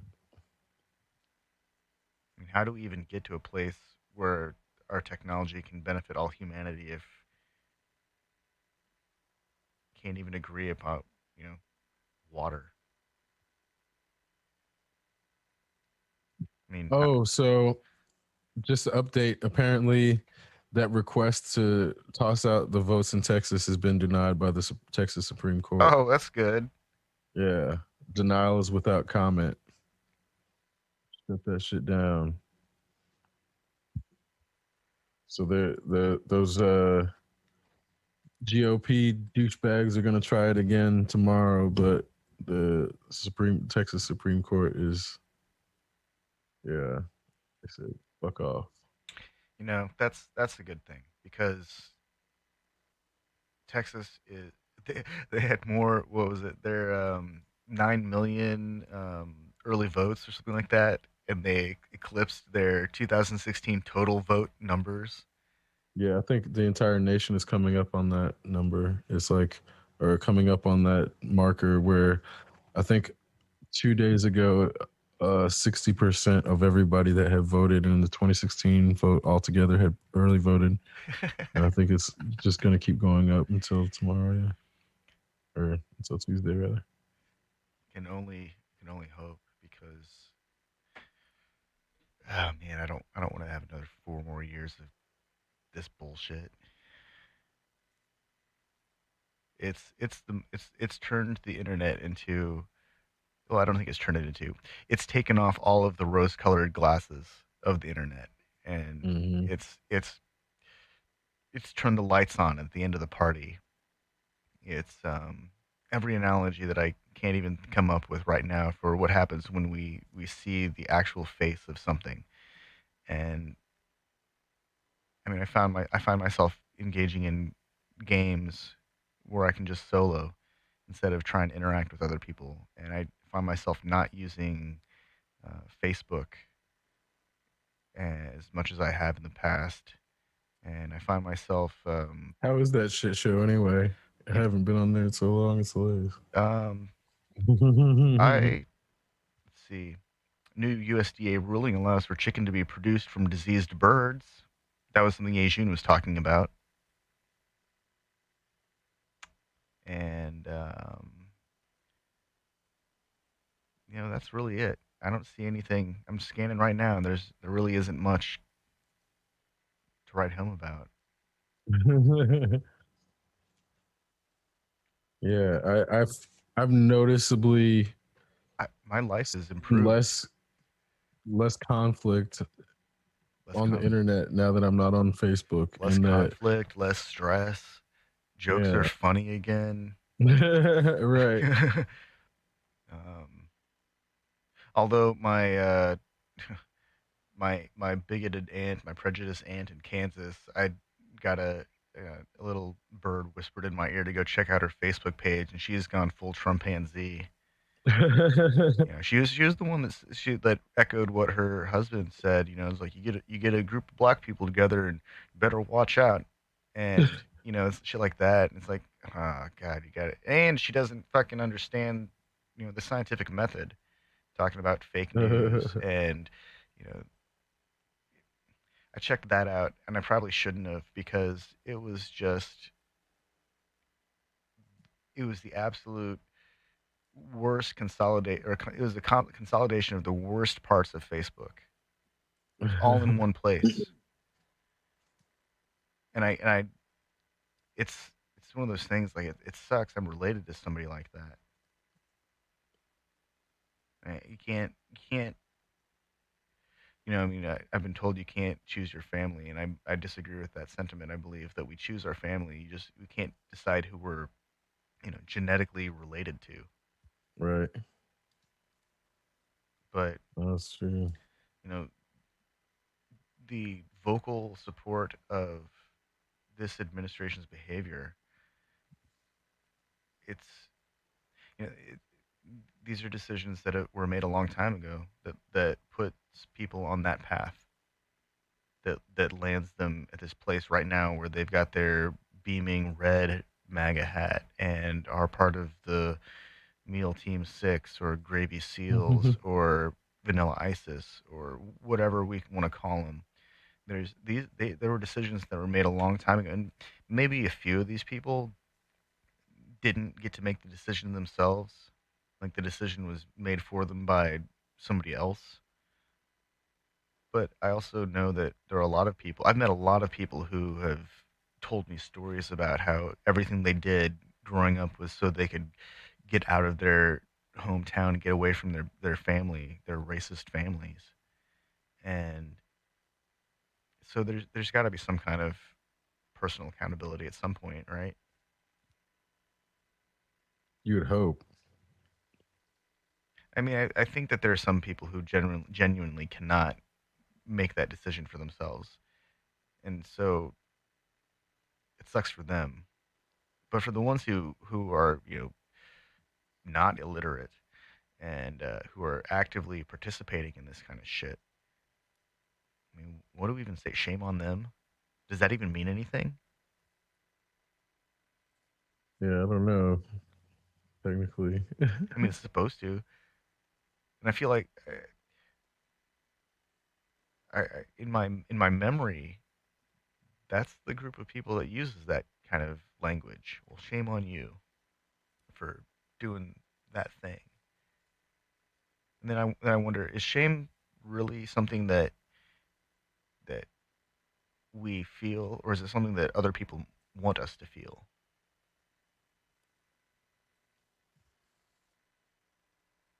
I think it depends. I think there's definitely people who um, feel it more than others in a way that then the people that don't actually feel it can choose to pretend to feel it or not for that matter in a way where um, Like some people are really susceptible to guilt, but mhm, others are not at all. I wonder if that's a similar demographic as those who feel shame and those who don't. yeah. Huh. Well, and I think there's definitely something to be there. I think there you learn shame in that when you're wrong about something. Um, but when you're wrong, the reaction of people is going to determine how much shame you actually feel, because then it's like if you're wrong about something and nobody does anything, you don't feel shame. So then you keep doing wrong shit. So I think there's this element of shame has its place in social learning, but if it's not used for social learning, then it's probably being misapplied or inappropriately applied. Yeah. Well, we've had almost 4 years of we've had more than 4 years of people doubling down when they're wrong. Is that a cultural thing? Probably right. uh, I mean, if our education systems have been downgraded consistently for the last decade, 2 decades, 3 decades, at some point we can't blame the lack of education, can we? No, Because it doesn't. I mean, the education system itself is being just eroded from inside. it's the nationalizing force. When you have people who get free education who come out hating socialism, God, what a you know, no. That's like a pie in the face right there. yeah. So, Not even a good pie either. Like a old banana cream pie that nobody wants. mhm. Here, take your free education and like it. Well, fuck you. I don't want no free education. I But they went through public school. wonder how many people who work for the state or have a federal job complain about socialism. A lot of them, a lot of them do. I know they do. So, so people who have like state highway contracts, they probably hate socialism, even though they're engaging in contracting, which is a capitalistic variation of working in a socialist system.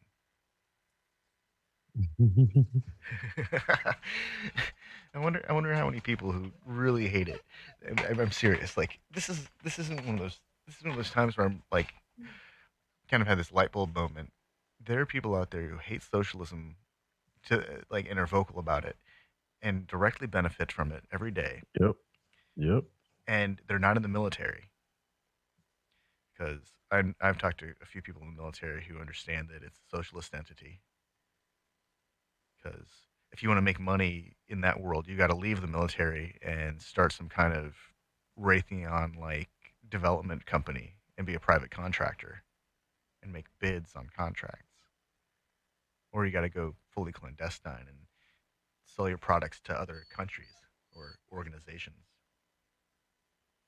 But private contractors in the United States, like the guys who are building roads or installing infrastructure, I wonder how many of them will actually complain.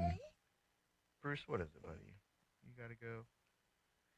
I wonder how many people actually are so have bought into this idea of free market and capitalism so hard and so heavy that they don't realize the socialist entities that exist, like in front of them.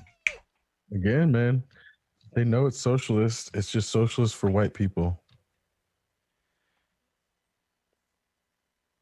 And they know that. That's the issue. That's why white people can get fucking go on disability for being overweight, but black people can't.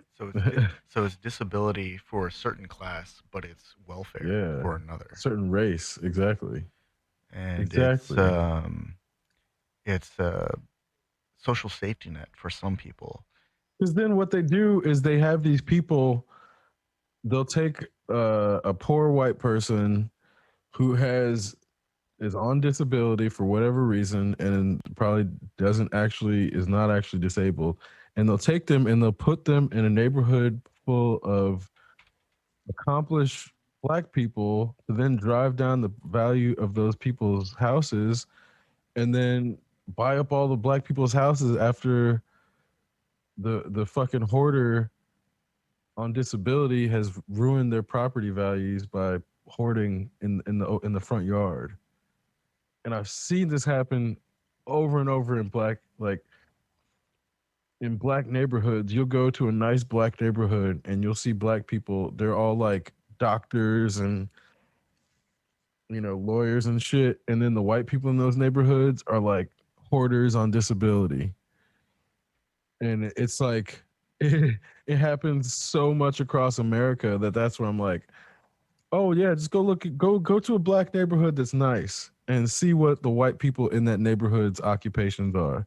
They probably won't even have occupations half the time. And won't be like retired old people. They'll be like 50 or 50-year-old white people on disability that have never had like gainful employment and just been on disability for decades. And those are the neighborhoods like that. Those are black people who are doctors and lawyers as neighbors.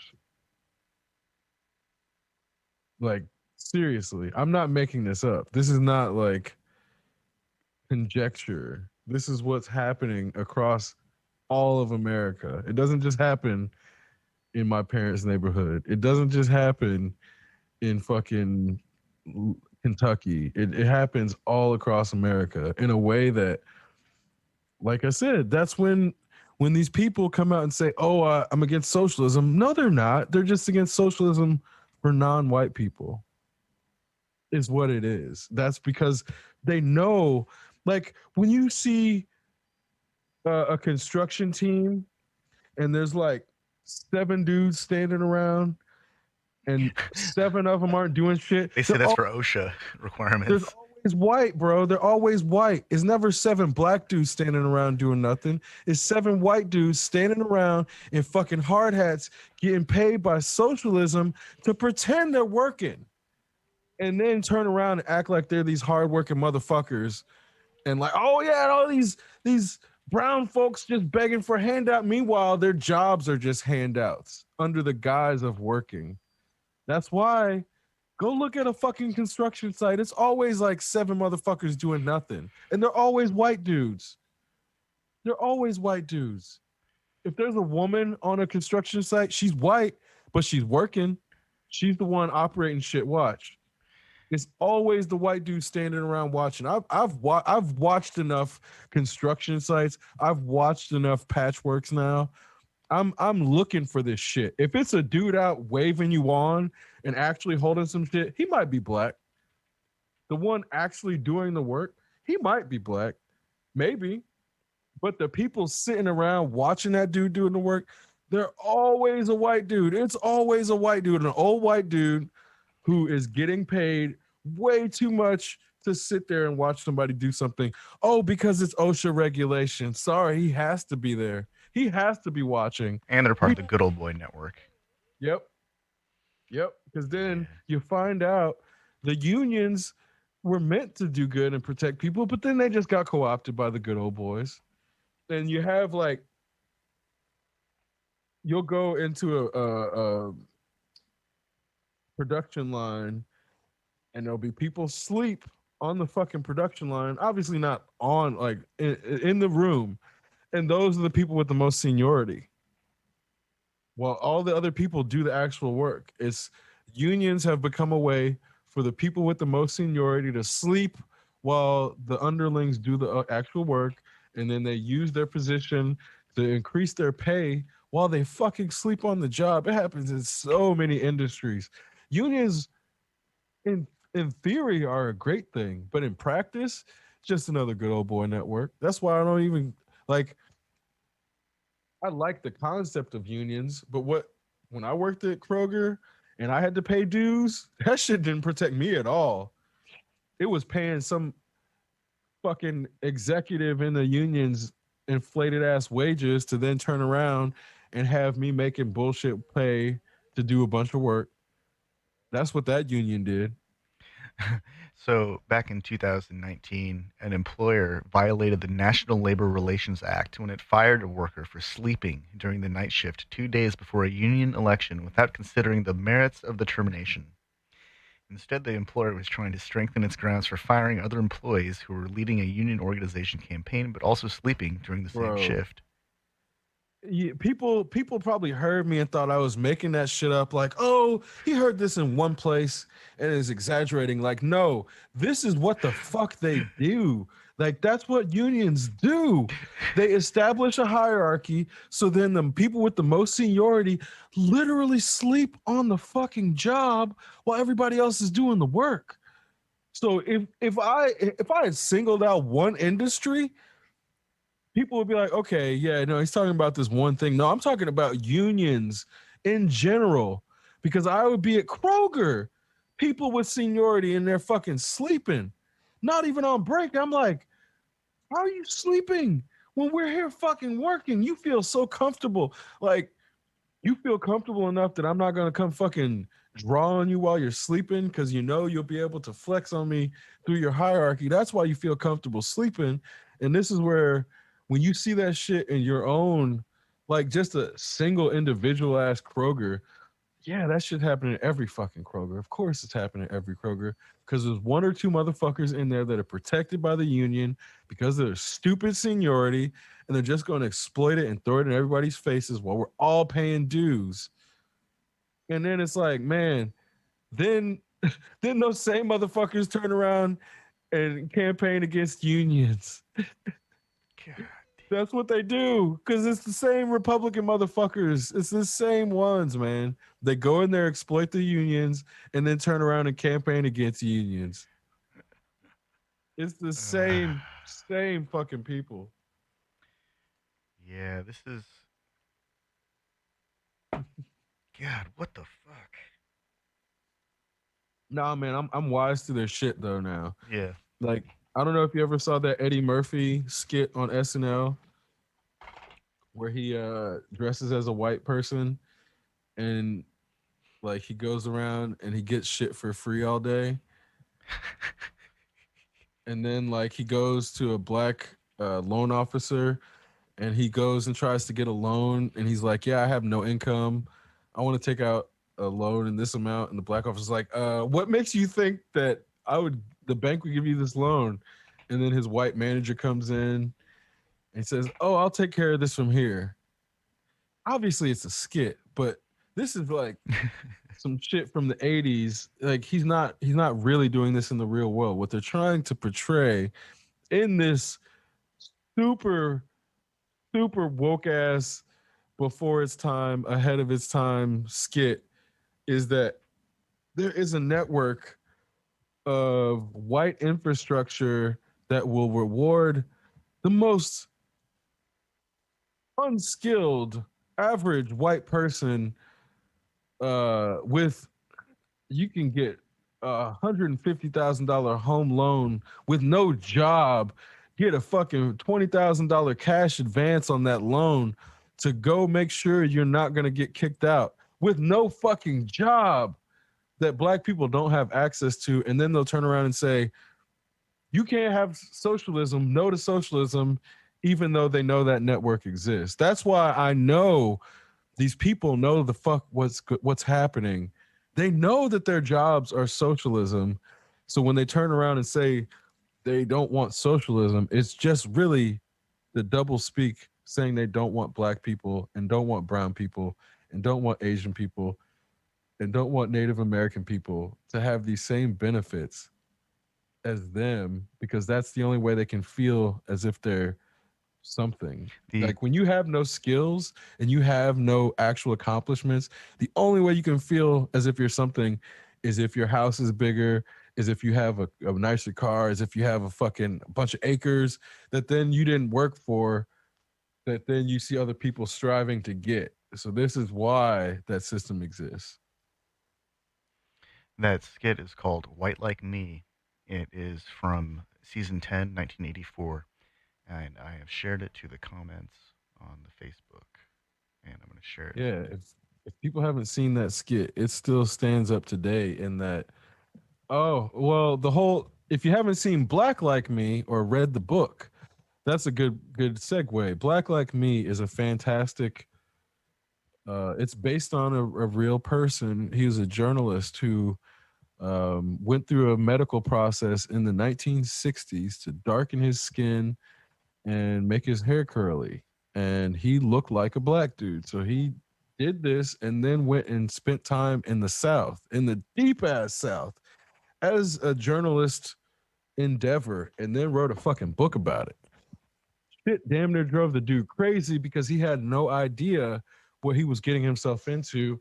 So then Black Like Me also got turned into a film, and White Like Me is parodying that in the sense of showing the flip side of what it would be like in that time. And that's kind of why it's hilarious that Eddie Murphy did this so early on in his career to then make he was wise enough to follow the path that allowed him to enjoy the things that he is parodying without losing touch with the communities that he was originally attached to. If anything, his journey into that, I think, made him more empathetic towards gay people and transgender people. In that, he used to be real homophobic in his language, and him learning and growing, I think, is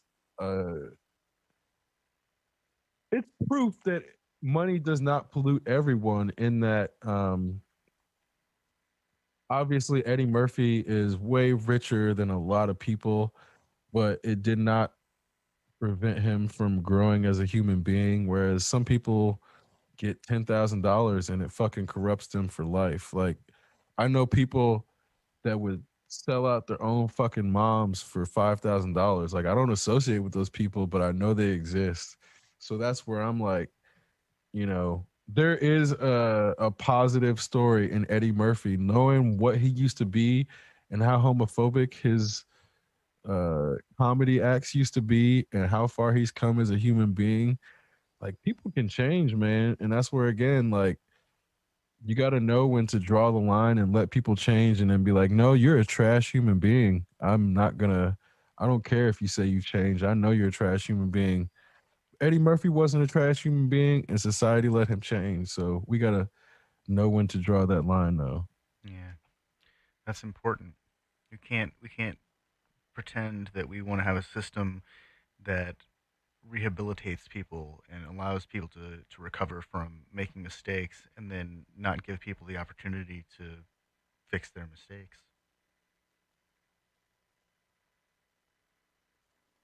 Exceptional radio. Exceptional Randos show is produced live in Sunroom Studios Base Capsule and in partnership with KLST 103.5, RadioCallisti.org. Remember to catch our Exceptional Randos live stream on YouTube every Sunday between 2 and 4 p.m. Eastern Standard Time. And if you have a story, idea, or question that you would like to share, we want to hear from you. Thanks for listening. Well, that was random. Exceptional radio.